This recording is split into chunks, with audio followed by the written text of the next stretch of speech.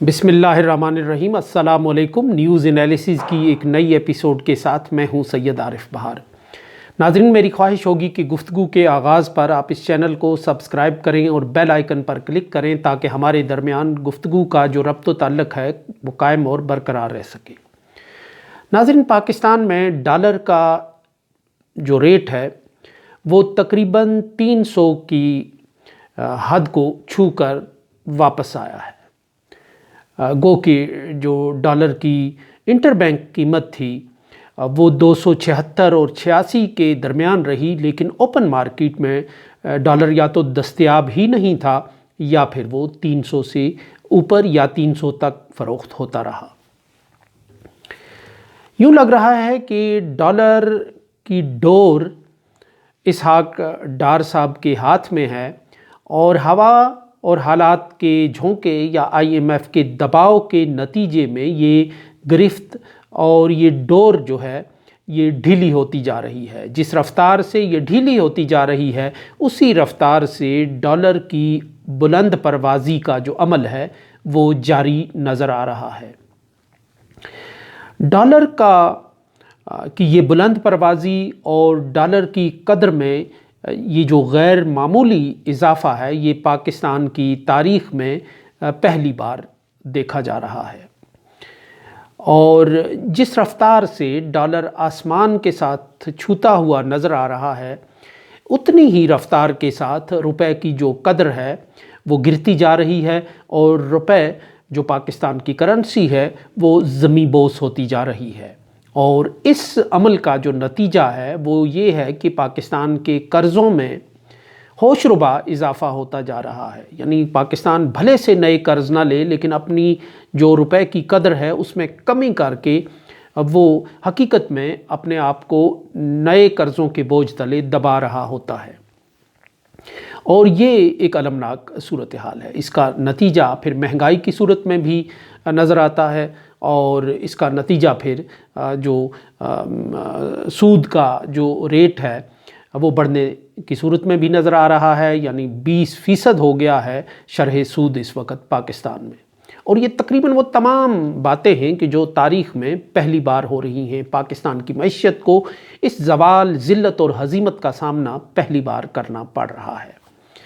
اور اس کے لیے اب یہ کہ پاکستان درست سمت میں نہیں جا رہا، پاکستان معیشت کی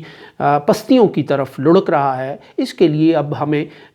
کسی ماہر معیشت داں کے لیکچر کی اور انفارمیشن کی ضرورت نہیں رہی۔ یہ پاکستان کے ایک عام آدمی کے روزمرہ کے برتاؤ کا معاملہ ہو کر رہ گیا ہے۔ آپ اکنامکس کتنی بھی سمجھائیں ایک عام آدمی کو، ضرورت مند آدمی کو، صارف کو، لیکن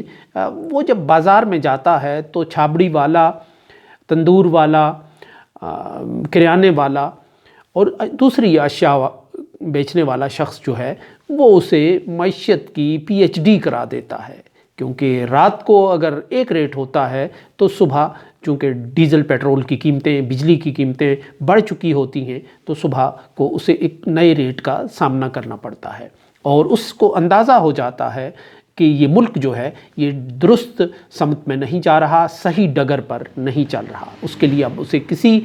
ٹی وی چینل کو دیکھنے کی ضرورت نہیں، کسی ماہر معیشت کے کسی انگریزی اخبار میں لکھے گئے مضمون کی ضرورت نہیں ہوتی، اور نہ اسے کسی معیشت داں کے لیکچر کی ضرورت ہوتی ہے۔ اس کو حالات اور وقت جو ہے وہ اسے روزانہ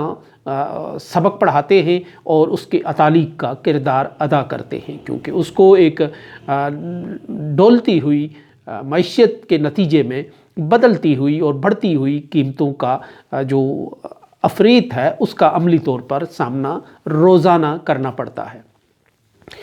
یہ المناک صورتحال اس لحاظ سے بھی ہے کہ اس وقت پاکستان کے جو معیشت کے جو افق ہے اس پر ایک سورج چمکتا دمکتا نظر آ رہا ہے، اور یہ وہ سورج ہے کہ جس کا سراپا پاکستان کے میڈیا پرسنز نے اور پاکستان کی کچھ پولیٹیکل سائنٹسٹس نے بڑی محنت کے ساتھ تراشا تھا۔ یہ معیشت کا یہ سورج اسحاق ڈار صاحب ہیں، جو اس وقت پاکستان کے وزیر خزانہ ہیں اور جو کئی ماہ سے اپنی سی تدابیر کر رہے ہیں کہ پاکستان میں ڈالر کو قابو کیا جائے، مہنگائی کو کم کیا جائے، لیکن ان کی ہر تدبیر الٹی ہو رہی ہے۔ اور یہ اسحاق ڈار صاحب کی ناکامی نہیں، حقیقت میں یہ اس خواب کی، اس رومانس کی ناکامی ہے کہ جو ہمارے میڈیا کے کچھ لوگ اسحاق ڈار صاحب کی شخصیت، ان کی واپسی، ان کی آمد اور ان کی حکمت کاری اور ان کی چابک دستی کے ساتھ وابستہ کیے ہوئے تھے۔ وہ چاہتے تھے کہ یہ قوم بھی اسحاق ڈار صاحب کے رومانس میں، ان کی صلاحیتوں کے اعتراف میں کی اسیر ہو کر رہ جائے اور انہیں تسلیم کرے۔ لیکن جب عمل کا وقت آیا تو یوں لگا کہ اسحاق ڈار صاحب کی مثال اس سائنسدان کی سی ہے کہ جو بڑی محنت کے ساتھ، جو بڑی ریاضت کے ساتھ، بڑے وسائل کے استعمال کے بعد ایک مصنوعی سیارہ خلا میں بھیجتا ہے، اور لیکن خلا میں پہنچنے سے بہت ہی پہلے، بلکہ خلا کی طرف اسے روانہ کرنے سے 5 منٹ کے بعد ہی وہ ایک ملبے کی صورت میں ڈھل کر اس شخص کے، اس سائنسدان کے، اس مجد کے قدموں میں آ گرتا ہے۔ یا کوئی میزائل جب بنایا جاتا ہے کوئی سائنسدان، تو جب وہ اپنے ہدف کے بجائے چند لمحوں میں واپس آ کر گرتا ہے تو پھر اس سائنسدان کی جو کیفیت ہوتی ہے تقریباً یہی لگ رہا ہے کہ جو اسحاق ڈار صاحب کی صلاحیتوں کا میزائل کچھ میڈیا پرسنز نے داغا تھا ان کی آمد سے پہلے،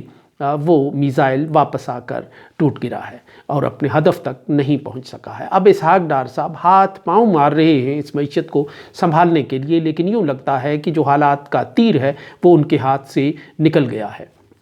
خدا جانے نجم سیٹھی صاحب اب کہاں ہیں اور کس حال میں ہیں کہ جنہوں نے اسحاق ڈار کی آمد سے چند دن پہلے ہی یہ نوید سنائی تھی کہ اب اسحاق ڈار آ رہا ہے اور اسحاق ڈار ڈالر کو کہے گا اوئے نیچے آ جاؤ، اور اس کے بعد ڈالر نیچے آ جائے گا۔ خدا جانے انصار عباسی صاحب کس حال میں ہیں، صحت و سلامتی کی کس کیفیت میں ہیں، جنہوں نے کہا تھا کہ اب ایک ہی حل رہ گیا ہے کہ اسحاق ڈار سے معافی مانگ کر انہیں واپس لا کر وزارت خزانہ کا منصب دیا جائے۔ اسی طرح ہماری وہ خاتون صحافی نہ جانے کیا سوچ رہی ہیں، کن سوچوں میں گم ہیں، جنہوں نے کہا تھا کہ بڑے معنی خیز انداز میں ٹویٹ کیا تھا کہ اسحاق ڈار کی یاد تو آتی ہوگی۔ وہ کیا، اور بہت سے ہمارے اخبار نویس کی جو ڈالر کی روزمرہ کی جو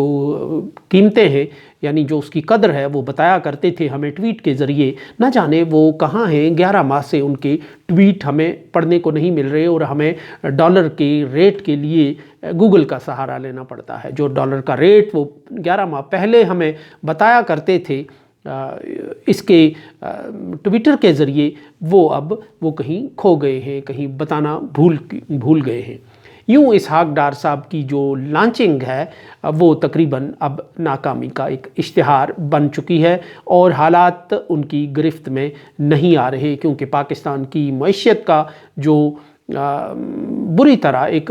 زلزلے اور بھونچال کا شکار ہے، تنزل کا شکار ہے، اور IMF کے ساتھ معاہدہ یعنی اصولی اتفاق اور اس کے مطالبات منظور کرنے کے باوجود IMF کی طرف سے ابھی تک معاہدہ نہیں کیا جا رہا، اور جو حکومت ہے وہ اپنی روش تبدیل کرنے پر تیار نظر نہیں آتی۔ یعنی جو کابینہ کا سائز ہے وہ بھی کم نہیں کیا گیا، اسراف کو بھی کنٹرول نہیں کیا گیا، جو غیر ملکی دورے ہیں، وزیر خارجہ صاحب تو بالکل خارجی ہی ہو کر رہ گئے ہیں، وہ کبھی نمیبیا میں نظر آتے ہیں، کبھی کولمبیا میں نظر آتے ہیں، کبھی امریکہ میں نظر آتے ہیں، کبھی وہ کینیڈا اور امریکہ کے درمیان گھومتے ہوئے پائے جاتے ہیں، تو وہ انہیں سیر و سیاحت سے ہی فرصت نہیں، اور لیکن حکومت نے بھی سیر و سیاحت کا بھاری بھرکم وفود کے ساتھ کوئی موقع ضائع نہیں کیا، اور ایک ایسی بدحال قوم کے نمائندے کہ جس کی بہت تیزی سے، جس میں خط غربت سے نیچے زندگی گزارنے والوں کی تعداد اور رفتار بڑھتی جا رہی ہے، اس کے لچھن اور طور طریقے اس انداز کے تھے۔ اب جو ڈالر کا ریٹ 300 کو چھو رہا ہے، اور کچھ بعید نہیں کہ IMF کے ساتھ معاہدہ ہوتے ہی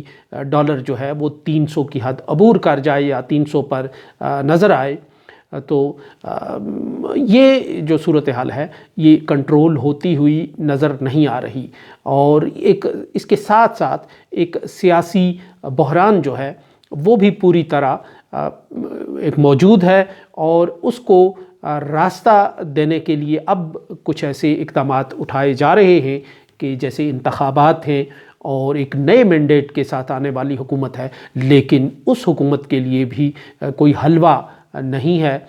اس کو ایک نئے وینیوز تلاش کرنے پڑیں گے، نئے راستے، نئی تدابیر اختیار کرنی پڑیں گی، اور تب جا کر پاکستان کی معیشت کی جو سمت ہے وہ درست کی جا سکتی ہے۔ ابھی تو اس کی ڈائریکشن ہی طے نہیں ہے کہ اس نے کس رخ جانا ہے اور کس راستے پر جانا ہے۔ تو فی الحال تو یہی ہے کہ اسحاق ڈار صاحب کی جو امیج بلڈنگ ہوئی تھی اور جو انہیں مسیحائے معیشت، نباز IMF اور شناسائے IMF جیسے خطابات سے نواز کر یہاں لایا گیا تھا، فی الحال ان کی جو صلاحیتیں ہیں وہ ناکام نظر آ رہی ہیں معیشت کے بحران پر قابو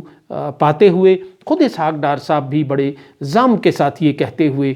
پائے جاتے رہے کہ انہیں 40 سال کا تجربہ ہے IMF کے ساتھ ڈیل کرنے کا، انہیں ڈالر کا ریٹ روکنے کا تجربہ ہے، انہیں اس طرح کے بہت سے اقدامات کا تجربہ ہے، لیکن شاید یہ ان کے